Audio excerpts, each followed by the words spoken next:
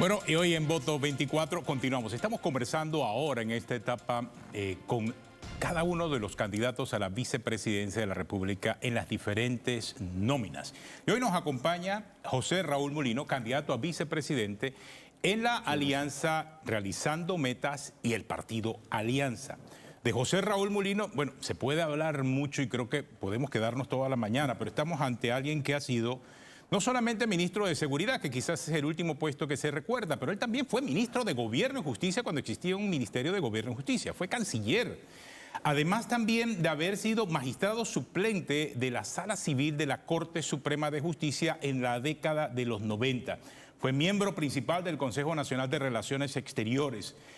Participó en la firma de los tratados de asistencia legal mutua sobre asuntos penales y delitos relacionados con tráfico de drogas en la década del 90. También fue presidente de APEDE, fue presidente del Consejo Nacional de la Empresa Privada, CONEP, de la Asociación Panameña de Derecho Marítimo, entre muchas otras posiciones. O sea que estamos hablando, y vamos a hablar hoy, con una persona que conoce ampliamente el espectro político, no solamente dentro de la conformación de un partido, porque nos ha hablado también que tuvo y fue parte de dos partidos políticos, y estuvo dentro de la conformación de esos partidos políticos. Estamos hablando de alguien que conoce todo este espectro de la política, de la administración pública y también de la parte gremial de este país. Así que, José Raúl Mulino, gracias por acompañarnos esta mañana. Muchas gracias. Vale la pena explicar ese antecedente de las personas con las que estamos conversando, porque hay unas nuevas generaciones que quizás no conocen la figura. Así que lo importante es ponerlo en contexto. Pero ahora, en esta nueva etapa, sí sería bueno entender cómo visualiza José Raúl Mulino el país. ¿Cómo lo ve? ¿Qué propone? O sea, ¿dónde estaría el cambio más importante que hacer en este país? Buenos días. Gracias otra vez. Miren, si tuviera yo que escoger una palabra para definirlo todo, diría que el país está muy deteriorado, integralmente hablando. La economía, todos sabemos cómo está marchando. La vida pública, en este momento, muy deteriorada también, muy cuestionada, con muchos argumentos de la población para cuestionarla. Porque en realidad el pueblo panameño sufre hoy un desgaste grande por parte del día a día en que conducen sus destinos. Siento igualmente que el mayor esfuerzo que tenemos que hacer una vez llegados al gobierno es encontrar la fórmula para llevarle vida mejor a todos los ciudadanos panameños. Yo creo que esa es una meta importantísima para nosotros, al menos, en esta alianza con el partido Alianza, valga la redundancia. Y sobre todo, trabajo y empleo bien remunerado para todos los panameños. Ojalá podamos lograrlo. La economía del sector privado, todos los días pasan por aquí distintos gremios, distintos representantes que ponen en perspectiva los números, ¿no? De cómo está la industria, cómo está el comercio, lo que causó la pandemia, lo que causó la huelga de hace escaso mes y medio. Todo eso ha agotado la economía del país, el rendimiento de Panamá como país. Sin embargo, yo siento que tenemos muchas oportunidades. Yo creo que Panamá es un país que va de la mano de Dios en el sentido de todas las oportunidades que como nación tenemos y la vocación que tenemos que desarrollar hacia nuestra fortaleza natural, que es la vocación al mar, vocación a la logística y educar al pueblo. Señor Mulino, pero ¿por dónde arrancar? Usted ha planteado realmente el escenario y nosotros vemos que los candidatos prometen muchas cosas, pero a quien le toque gobernar después del 5 de mayo tiene una deuda pública histórica, tiene muchísimos retos a nivel de cómo generar empleo, cómo luchar para no perder el grado de inversión. Es decir, el tema del agua también es importante. ¿Hacia dónde se dirigiría la estrategia? ¿Qué sería lo primero que hay que atacar? Yo creo que para poder dar una respuesta al pueblo honesta y sincera, tenemos que entender bien cómo nos deja el gobierno el Estado de la Nación. Yo estoy seguro que cuando comencemos a levantar la alfombrita, aquí se va a encontrar mucha más belleza de la que ya se dicen. Y eso va a tener que poner al nuevo gobierno a nosotros como gobierno en una disyuntiva para priorizar lo prioritario, valga la redundancia. Tú has mencionado problemas serísimos, la deuda pública. Eso definitivamente tiene que pasar por un proceso de replanteamiento, de renegociación, sobre todo los vencimientos de este año, que no hay plata para pagarlos, tan sencillo como eso. Y vamos a tener que hacer un programa de refinanciamiento con los distintos acreedores internacionales que son la gente grande en el mercado. Por otro lado, mencionaste algo crucial, el tema de la Caja del Seguro Social. Es un tema que no se puede dilatar más. El problema del agua, con un IDAN que no funciona. Todas estas situaciones con entidades del Estado fallidas ya, que eso no es por gusto, no da más, nos llevaron al replanteamiento de una reforma del Estado. Yo en lo personal he empujado desde hace mucho tiempo el tema de la constituyente, porque creo que es la manera pacífica e incluyente de reparar las cosas con una visión de por lo menos a 50 años. Y participaríamos todos, no es una cosa que se excluye, tampoco es un tema exclusivo de partidos políticos, sino de todo el país. Nosotros tuvimos una experiencia provechosa en el año 46, 1946, y esa asamblea dotó al país de la mejor constituyente que hemos tenido, la de 1946. Entonces yo creo que hay que ver las nuevas instituciones que queremos crear o reformar. La justicia es una.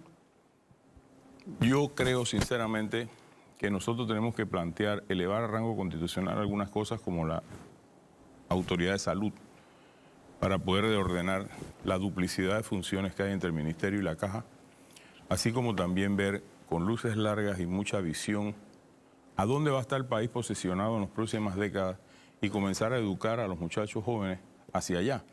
No podemos tener un país que sea una fábrica de empleos públicos o de ahijados o de gente que no tiene mayor futuro, aunque se hayan graduado de alguna escuela o de alguna universidad.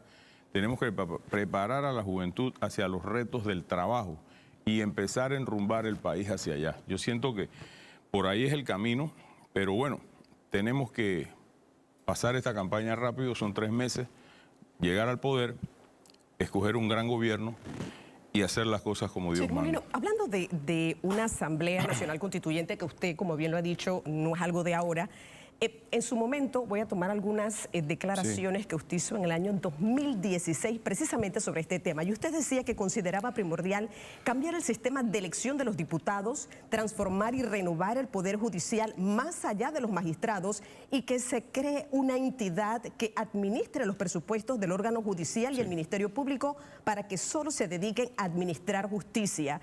También decía que era importante que se integren artículos transitorios en los que se incluiría la interinidad de todos los funcionarios del Ministerio Público, Tribunal Electoral, órgano judicial, entre otras entidades, para que las nuevas autoridades sean designadas como mandaría la Constitución que se aprobase en ese momento. ¿Se mantiene usted en esos mismos puntos?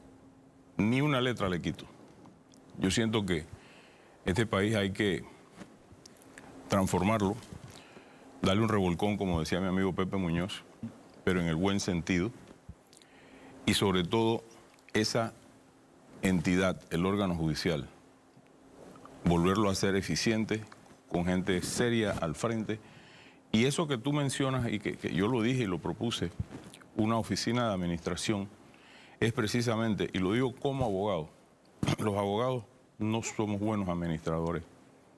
Por lo menos yo llegué al derecho yéndole a los números. Así que lo digo por mi propia experiencia, aunque he tenido que aprender en la vida. Sin embargo, un juez no tiene la capacidad profesional para hacer el presupuesto de su despacho y poner eso a trabajar bien durante el tiempo que tiene que ejercerlo. Entonces yo instituyo esta idea de una oficina de administración del órgano judicial precisamente para que sea, y eso no es nuevo, eso funciona en otros países. Le administran, le proyectan el presupuesto, ¿qué queremos? Esto y esto, bueno, vamos a trabajarlo así, y se va a la Asamblea de Diputados a establecer de acuerdo a los porcentajes que por Constitución debieran adscribírsele a la justicia en Panamá.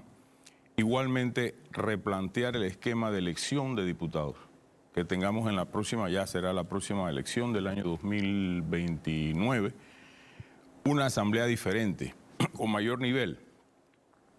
Yo estoy seguro que en la elección que viene se va a elegir la mayoría o se va a reelegir la mayoría de los que se están reeligiendo. Yo creo que sí va a pasar factura, pero va a elegirse mucho de lo mismo. Entonces, si tú elevas la asamblea a un nivel provincial, ¿no? Y cuidado que hasta nacional, pudiéramos tener una mejor calidad humana. El diputado de hoy es un representante de corregimiento glorificado, con dineros que nadie sabe de dónde salen.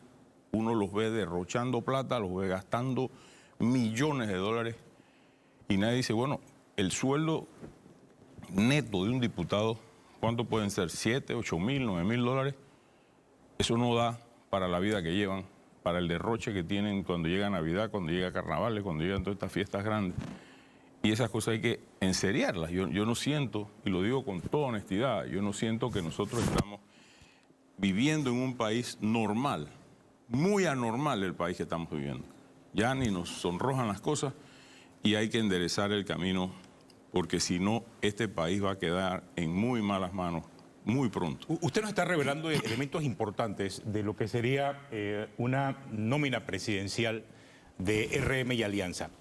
Y nos está diciendo, uno, que hay un proceso de transformación o que esperarían hacer un proceso de transformación en el órgano judicial y en la Asamblea Nacional a través de un proceso constituyente. Creo que no me está hablando de una promesa, sino de una propuesta específica con la cual ustedes comenzarían su gobierno de ganar las elecciones. Hay que hacerlo rápido.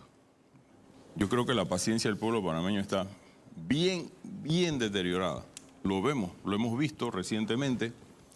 Y los problemas que hay que enfrentar tampoco son de soluciones ni fáciles, ni políticas, ni cosméticas. Si nosotros enfrentamos la realidad de las cosas urgentes que tiene este país, las que ya mencioné, el seguro, la deuda, etcétera, nos vamos a dar cuenta que la luna de miel, que le llaman al periodo de los primeros 100 días de un gobierno, cuidado que son 30 días. Cuidado que son 30 días. Y lo digo con toda franqueza porque no estoy aquí en ánimos de venir a engañar a nadie, sino simplemente decirle la cosa va a estar difícil. Van a dejar una economía, una hacienda pública precaria, muy dañada, muy deteriorada, un presupuesto ficticio. El hecho de que hayan quitado 2.000 millones no lo convierte en real. Eso es ficticio. Y el país va a tener que ajustar muchísimo su funcionamiento.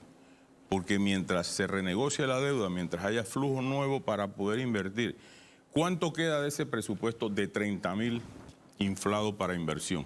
Muy poco. Estamos viviendo de deuda para pagar deuda. Todo el andamiaje gubernamental se financia la operación del gobierno con más deuda. Nosotros que tenemos en el Banco Nacional la plata con que se paga la planilla. Eso no es así.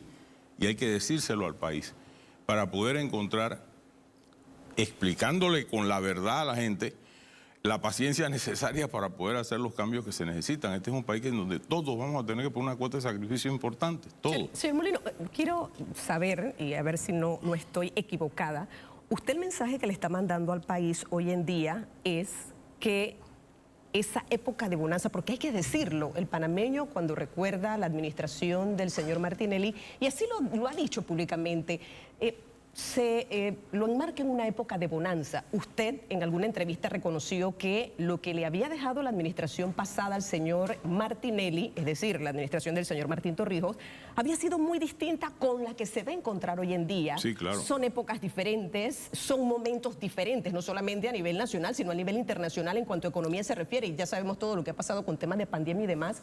No será la misma época que va a vivir el panameño, porque creo que esa es la idea que se ha vendido, ¿no? Definitivamente. Yo creo que, primero, no creo que sea la misma época porque todos sabemos cómo estamos, ¿no? Pero sí tenemos un compromiso. Ricardo Martinelli es un hombre de trabajo, de ideas para echar adelante este país. Tenemos potencial, tenemos áreas turísticas del país que desarrollar, proyectos importantes que terminar y concluir, como es la línea 3 del metro, expandir ese metro más hacia el área este, con el propósito de darle mejor vida a la gente. Yo creo que de eso se trata esto, vida mejor, haciendo un esfuerzo. teniendo un gobierno austero. Tiene que haber un gobierno austero, precisamente para que la gente vea con el ejemplo que se da de que este no es un gobierno de francachela, ¿no?, sino de un gobierno que quiere realizar la mejor inversión de los dineros públicos, realizando proyectos que generen empleo y que coayuden con el sector privado a llevar mejores empleos bien remunerados a los panameños. Yo creo que no estamos hablando de algo imposible, definitivamente que vamos a tener que entrar rapidito a solucionar esos problemas que están ahí en la mesa, pero que no va a impedir eso que desarrollemos proyectos importantes como los que he mencionado y otros más. El tren a Chiriquí, eso es algo que va a ser, yo creo, que el legado más importante de esta administración, de la nueva oportunidad de administrar el país. En fin, cuando tú ves y uno va por el interior y ver la capacidad de desarrollo en el turismo, ¿cómo es posible con el desfile de las 1000 polleras, que es un evento precioso, que no había agua en las tablas? No había agua en Usted las lo tablas. dice porque estuvo allí, ¿no? Yo estuve allí. Claro que sí. Eso, imagínate cómo amaneció ese pueblo al día siguiente, destruido, porque no había agua. Abrías la llave y no salía agua, no había agua. Esas cosas no pueden pasar en este país. El IDAN es una institución inoperante. Por aquí veo al director que pasa un día sí y otro también echando unos cuentos de camino que no resuelven. Yo no digo que no se esté haciendo nada, pero no resuelven la realidad de esa institución. Y eso hay que verlo con luces grandes para poder enrumbarla por donde debe ser. Es un gran desastre la administración del agua en Panamá. Hablando del agua, Canal de Panamá. ¿Cómo ve la nómina RM Alianza del Canal de Panamá? Nuestro principal recurso como país, nuestro símbolo de país. Cuando tú mencionas Panamá, en el exterior te dicen, el Canal de Panamá, ¿no? El canal lo es todo para nosotros. Además de lo que significa como pueblo, todo lo que se hizo para hacerlo panameño. Sin duda alguna, el tema del agua en el canal, y no soy un experto, pero sí he leído con mucho detenimiento las opiniones de expertos y técnicos, la más reciente del ingeniero de La Guardia, con relación al tema de Río Indio. Ese es un proyecto que hay que hacerlo, porque hay que hacerlo. El Canal de Panamá tiene que tomar las riendas de eso, coadyuvando con el gobierno nacional al mismo. Y resolviendo el problema social que también hay que resolver en el área, ¿no? Ahí vive gente, hay que plantear una solución social importante para ese sector de personas, pero no se puede detener. Miren, la cantidad de barcos que hay pendientes de cruce, barcos inmensos que no pueden cruzar. Algunos ya no pasan por Panamá, ya escogieron otra ruta porque no tenemos agua en el canal. Nosotros no nos podemos. Yo escuchaba hace unos días, creo que era la subadministradora del canal, decir que si eso no se corrige, en pocos años el canal se vuelve inoperante respecto al tonelaje marítimo que requiere hoy el comercio internacional cruzar por aquí. Miren los problemas de guerra, lo que está causando. Una naviera como Maersk, que ya enrumbó sus megabarcos hacia otro lado, precisamente porque no pueden pasar, porque no tenemos el agua. Entonces tenemos que rápidamente hacer ese proyecto, sí o sí, no hay duda de que eso se tiene que dar, y por supuesto, en el menor tiempo posible. En el menor tiempo posible yo he escuchado a los técnicos que dicen 5 a 6 años, mientras tanto padece el canal de la falta de agua. Entonces yo creo que eso es vital para aumentar el volumen del lago.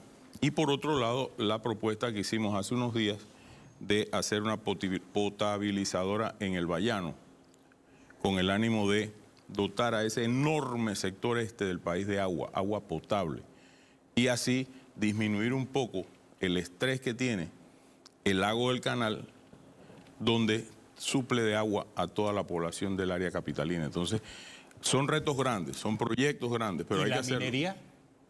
Bueno, yo creo que la minería está todo dicho, ¿no? Ahora, tiene que haber un proceso de conclusión de esa mina ordenadamente. Eso no es verdad que tú puedes llegar ahí a apagar un switch como si fuera una lámpara y se acabó la mina. El no cerrar eso como debe cerrarse puede ocasionar problemas muy, muy grandes. Yo no soy experto en minas, pero sí la visité una vez y me di cuenta la dimensión de ese proyecto que hoy ya el país conoce, ¿no? Y esas cosas tienen que volver a su real lugar en muchos años.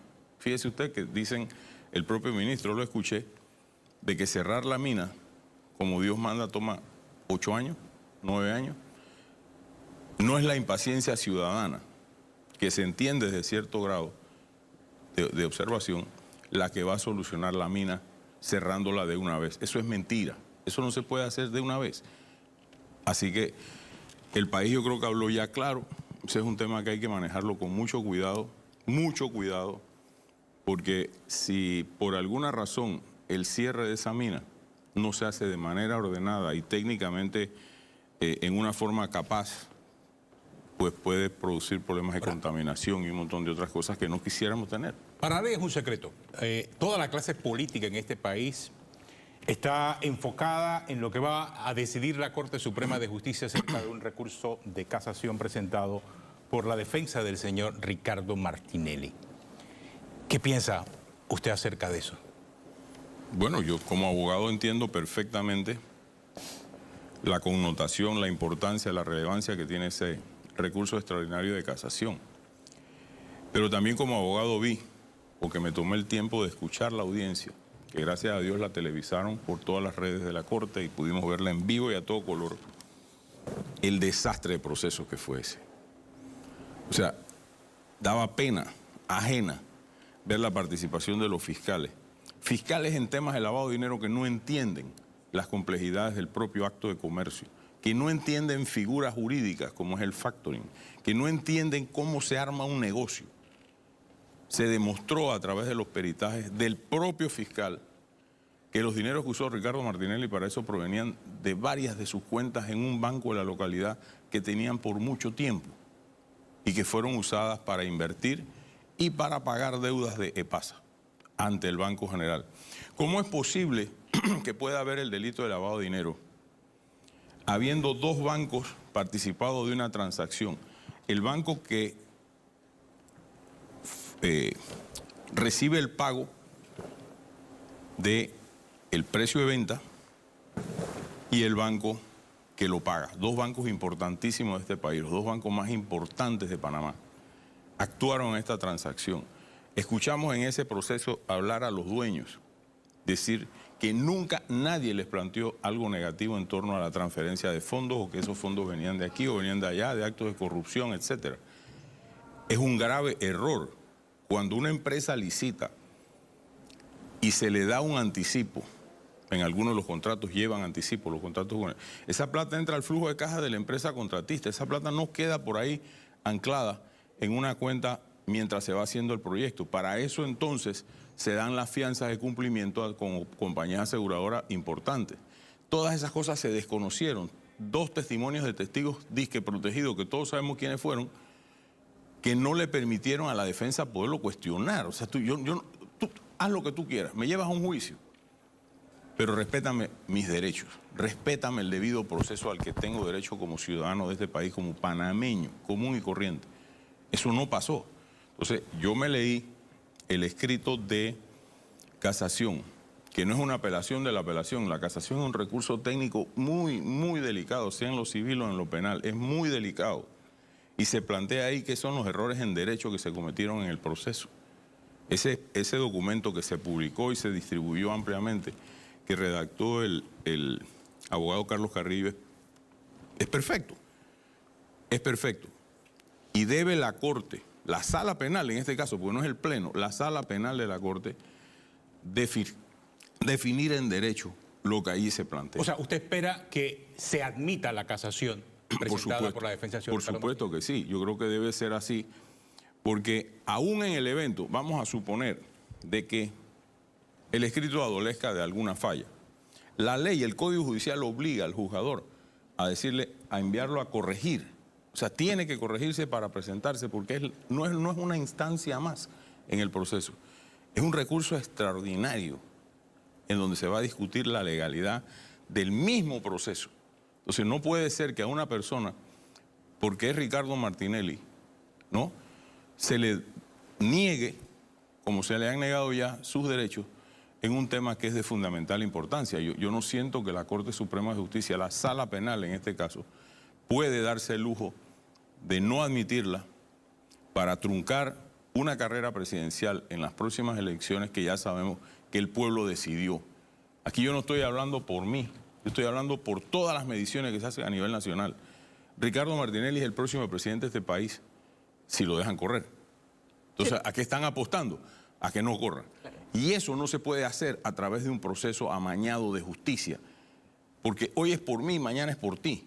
Nosotros no podemos aplaudir eso, porque aplaudir eso significa reventar la justicia, la administración de justicia tan cuestionada que tenemos ya. Entonces, señor Molino, yo creo que tiene que correr y tienen claro, que fallar en derechos. Yo iba un poco por allí porque es inédito lo que está pasando en nuestro país y su posición específicamente como candidato a la vicepresidencia. Usted en algún momento ha dicho, o lo ha reiterado también, yo ni lo esperaba, ni lo busqué. Así es. Pero toda mi vida me he preparado para este momento. Así es.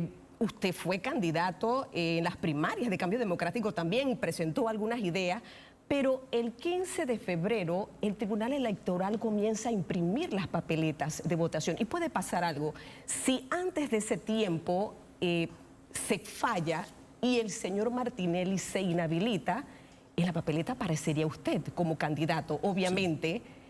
José Raúl Mulino llevaría a Realizando Metas a ganar si no estuviera, en este caso en particular, en la papeleta el señor Ricardo Martinelli. ¿Qué piensa usted? Le digo algo y escríbalo. Me voy a partir el alma, si eso sucede, para ganar y llevar al partido al triunfo electoral y hacer un buen gobierno. Eso se lo doy por sentado. Sin embargo, mi esperanza y mi apoyo es a Ricardo Martinelli, que le respeten sus derechos y que le permitan correr. No puede ser. Ahí está Guatemala, que ustedes vieron, ayer tomó posesión el nuevo presidente entre problemas de todo tipo para intervenir la justicia en una decisión del pueblo de Guatemala que eligió al señor Arévalo. No fue el dedo de nadie, fue el pueblo de Guatemala. Bueno, nosotros necesitamos que sea el pueblo de Panamá el que exija y rinda con el voto, el testimonio de aprobación de quién va a ser su próximo presidente. Señor Molino, el otro escenario... Eso tiene que ser así. El otro escenario es que el señor Martinelli apareciese en la papeleta, fuese luego inhabilitado y le endosaría los votos a usted. Mire, como presidente de la República, porque ese sería su papel, ¿no tendría usted un vicepresidente? No tengo vicepresidente. Por eso le digo, es algo inédito, sí, porque mientras usted ocuparía el Palacio de las Garzas, el señor Martinelli estaría enfrentando los cargos o la justicia por el caso New Business. Es decir, sería algo bastante, no sé, en el caso suyo, delicado. Usted estaría en la presidencia de la República, el señor Martinelli estaría en otro lugar, obviamente por las circunstancias y el caso que ya conocemos. Usted lo iría solamente a visitar. Usted tendría el poder, señor Mulino. Usted sería el presidente de este país. Es decir, yo no sé si usted ha analizado esta situación porque eso sería lo que pudiera pasar. Por supuesto, y lo hemos conversado con el Tribunal Electoral también, porque claro, surgen dudas, ¿no? En una reunión que tuvimos hará 3 semanas con Organización Electoral, el señor Osman Valdés nos dijo claramente que van a esperar hasta el mes de abril, los primeros días de abril, para imprimir la papeleta presidencial. Ellos comienzan ahora en febrero a imprimir todas las otras papeletas que suman millones de papeletas. Y las presidenciales que suman 3.7 millones, cercano a 4 millones de papeletas, se van a imprimir a partir del día 2 de abril. De aquí al 2 de abril, ese escenario inédito, subrayo la palabra inédito, que muy bien planteas, se tiene que haber definido en una vía o en la otra.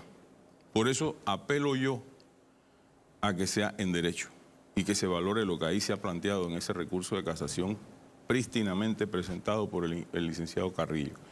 De no ser así, pues si se definió el tema del señor Martinelli antes, en favor de él no habría ningún problema. Si llegamos a abril y aún no se ha definido, saldrá su cara en la papeleta de la elección del 5 de mayo próximo. Si se definió antes y lo sacan de la carrera, que es lo que quieren hacer, pues irá mi foto en la papeleta. Así que sí es inédito. Esto en la historia política de este país no ha pasado. Han habido de toda clase de cosas alrededor de la presidencia de la República, pero no esta. Y sinceramente lo único que yo aspiro es a que todas esas injusticias se revisen como debe ser en derecho y se restituya el Estado de Derecho a toda la gente que le han violado sus derechos a través de procesos amañados y burlos. El que no quiera entender que los Varela Leaks existieron es porque se hace el tonto. Ahí está la trama de todo lo que pasó durante 5 años en este país manipulando procesos. El que la hizo y se lo prueban en un proceso, que sea condenado. Pero no me pueden, y lo dice la voz de la experiencia, meter en un proceso porque a alguien le da la gana de fregarme la vida a mí, acabar con mi vida como ciudadano. Eso es lo que no se puede permitir aquí. Y eso es la lucha que se tiene. Y yo creo que Ricardo Martinelli ha dado muestras evidentes de que es un guerrero, de que es un luchador. Y está luchando para que se le respeten sus derechos. No es que está pidiendo más nada, que le respeten sus derechos. Esta pregunta se la hago a título personal a José Raúl Mulino, y no independientemente de las postulaciones que se han hecho realizando metas al Parlacén. ¿Debe Panamá salir del Parlacén? ¿Qué piensa usted? Ay, se lo dice a la persona que vio nacer el Parlacén. Es más, yo creo que yo fui el que firmé el tratado. Creo, no estoy muy seguro, pero sí me acuerdo haber ido al acto de lanzamiento del Parlamento Centroamericano, que surgió de una iniciativa de la entonces Comisión Económica Europea, tratando de emular en lo posible al Parlamento Europeo. En aquel tiempo, yo viví los procesos de paz en Centroamérica. Yo formé parte de la Comisión de Seguridad Centroamericana, tanto en la Guerra del Salvador como en el proceso de negociación con la URNG de Guatemala para poner fin a ambos conflictos bélicos. El Salvador fue en una forma, Guatemala fue en otra, pero firmaron la paz. Bueno, cuando se firma la paz, las fuerzas políticas internas de esos países no se hablaban, y en la región tampoco. No, entonces se trajo esa figura, que fue una recomendación y hasta financiada en parte del inicio por la entonces Comunidad Europea, hoy es la Unión Europea, todavía no se habían consolidado como lo que es hoy día, y nació el Parlacén. Que se desdibujó en el tiempo, eso es harina de otro costal. Yo creo que el Parlacén, si no se replantea como un organismo internacional, regional, con claras visiones y metas a cumplir, debe extinguirse. Porque no es, o sea, lo que se decide en el Parlacén, cada quien lo puede aplicar en su país o no aplicar, no es coercitivo. Y la verdad que yo no conozco una sola resolución del Parlacén durante su existencia que yo recuerde que haya servido para algo. Sinceramente, no la recuerdo. Entonces, claro, es una institución muy deteriorada por todo lo que ha pasado ahí, que se ha usado de refugio, que se ha usado de todo. Pero sí tiene que replantearse. Es una institución creada por un tratado internacional entre 6 países, no 5, porque Costa Rica desde un inicio dijo que no iba a participar. Eso fue así, desde un inicio. Costa Rica no participó del Parlacén y hoy no es miembro del Parlacén. Los demás países sí asistimos a eso. Panamá en aquel momento vivía una transición democrática en donde, curiosamente, la primera vez que las fuerzas políticas en Panamá se hablaron entre sí fue cuando se iniciaron los diálogos de Bambito, en los que yo participé, cuando el tema del canal, la visión del Panamá 2000 que le llamábamos. El expresidente Belisario Betancur vino a Panamá y actuó como amigable componedor entre las fuerzas civilistas y el PRD. Simple y sencillamente éramos enemigos, ni siquiera oponentes, no nos hablábamos. Eso, gracias a Dios, finalizó y se logró con un consenso nacional gigante y muy grande, que siempre tenemos que recordar de que esas cosas grandes son posibles hacerlas en nuestro país. Y ahí está el canal, panameño 100% y operando con mucha eficiencia, a pesar de todo, mucho mejor de lo que lo administraron los Estados Unidos de América. Entonces, si yo vine a hacer esa institución, abogaría por un replanteamiento o su extinción, pero esa decisión no es de Panamá. Esa decisión no es de Panamá, son 5 países que forman parte de eso y será una discusión en algún momento. En algún momento yo no la veo cercana, sinceramente, porque vamos a elegir candidatos a Parlacén ahora en esta elección. Salvo creo que un partido no postuló, lo demás todos hemos postulado. Bueno, muchas gracias, licenciado José Raúl Mulino, por acompañarnos, candidato a la vicepresidencia de la República en la Alianza Realizando Metas. Agradezco mucho y saludo a la teleaudiencia con gran respeto. Gracias por invitarme. Tenemos una pausa, regresamos en breve.